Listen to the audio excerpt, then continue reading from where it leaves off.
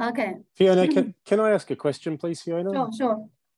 So one of the challenges that I have found is that I have set myself a financial goal, which is far greater than anything I think I could achieve. And so it is stretching me. But at the same time, I'm experiencing like a little bit of cognitive dissonance because it's really challenging my spiritual values. And so there is almost like I know that there's a belief there that's possibly holding me back, even though my goal is very virtuous. But because it is centered around money, because the way I sort of consciously perceive it is that money is like the substance, the tool, which helps me fulfill higher grade virtuous goals. But there is still something there in the paradigm that I'm realizing is actually sabotaging that. And I'm curious because you mentioned from your background and the way you approach money and what you were brought up to believe about people who focus about money. If you could speak to that a little bit, because I'm finding that I'm aware that there is a belief in there that is not necessarily being very supportive of my C-type goal. So what belief exactly is it? Can you share with us? Absolutely. So, well, the goal itself is to earn $100,000 per month from multiple income sources that involve world consciousness. Yes. Yeah. My belief, I'm referring to your religious belief. What is it there that you had that now you think it's contradicting your the belief is that ultimately focusing on money is going to not necessarily shape myself, my character, into the person that I truly aspire to be. And so what kind of person you want to become? Well, for me, it's about becoming somebody who's selfless, somebody who is virtuous and works in terms of consciousness rather than creating more desire in others. And so okay, sure. So then you mentioned that you want to become selfless and all that. Okay. So for example, I'll give you an example. You've got a few kids and your kids want you to to help them every step of the way, giving them the best education, show them around the world, enjoy the art and everything, so that they can enjoy life, right? So that they can become a better person. Can you make that happen? Well, part of the questions, desires in other people, but let's start with ourselves and our own kids, right? Which is our sole responsibility in this world. Can you make it happen? Well, it would take a very long time for me to make it happen under current circumstances. Why? Well, you love them, don't you? Yes, I do. Yeah, and it's not about the love. It's about resources. It's about financial resources. Yeah. Here we go. Did I make my point there? Yeah. So you have every right to earn as much money to help your children. And that's not linked to a spiritual belief. I think I get what you're saying, Dan. I get that you think that they're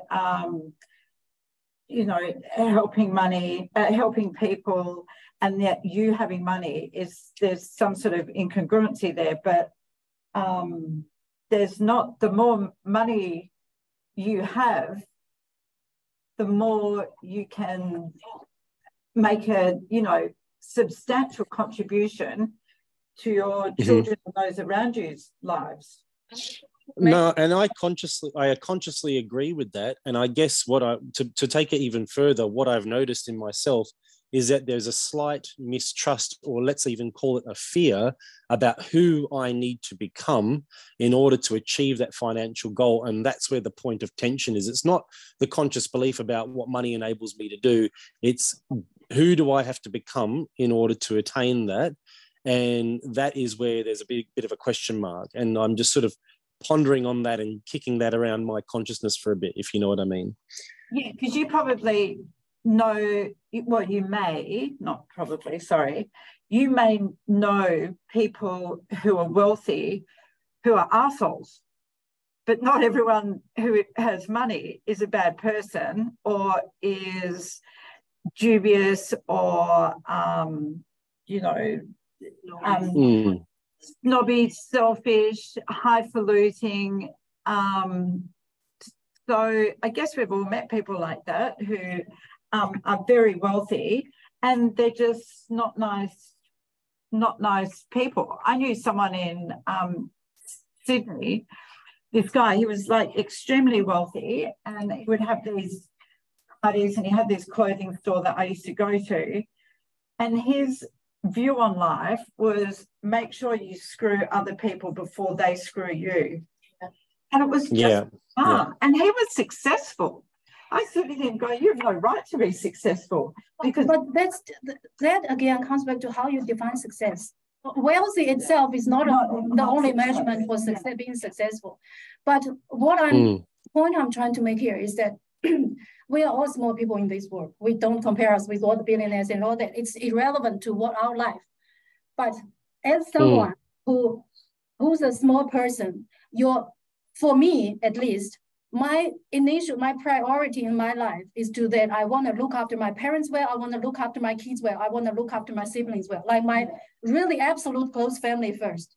And if I can't even, make them proud of me, give them what they need for them to live a better life and all that, then don't talk about helping the world. That's just hypocrisy for me. Yeah. So can I just clarify? I'm aligning with what Dan's saying in terms of that's definitely been in space for me. Yeah. Worrying that if I earn too much money, I will then become. I'm already not great with money in terms of I'm a bit of a spender and I'm very generous. So I'll buy extravagant gifts and things like that. So I worry about what that could do to my family and that sort of thing. But you're saying that if we create a belief that we are grounded in who we are and that the money is not going to impact, our spirit in terms of being kind and considerate and lesson 11. Yeah. Lesson 11, I completely agree with what both of you are saying because I felt exactly the same. And I am constantly surrounded by people that are like, oh, if you live there, you're going to be snobby. And if you do this, you're going to do that. If you do that, you are like as if you're going to earn millions, blah, blah, blah, blah, blah. And it's been a process for me because my goalposts, as I said, have changed really dramatically over the past 6 months. And I've gone from, my goals 500K, which I'm thinking, gosh, that's loads, to now I want to make 2 million. And now I'm like, that's not even that much.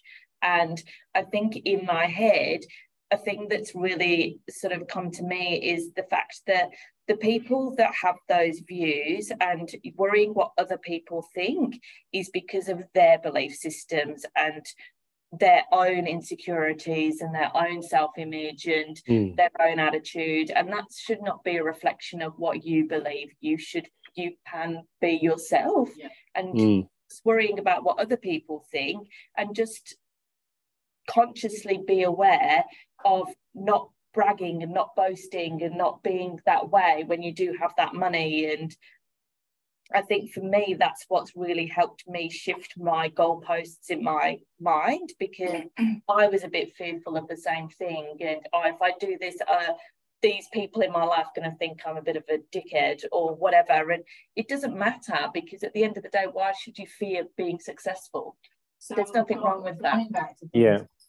No. Fiona, your bridge in terms of overcoming that mindset of, money means this, is that, did you do that in the writing and the recreating that belief through the writing or? Yeah, I did writings eventually, but for me, because I've gone through that journey myself in person, where I came from, the first time I saw an indoor toilet was when I was in uni at 19 years old. I've never seen an indoor, and it's something unheard of.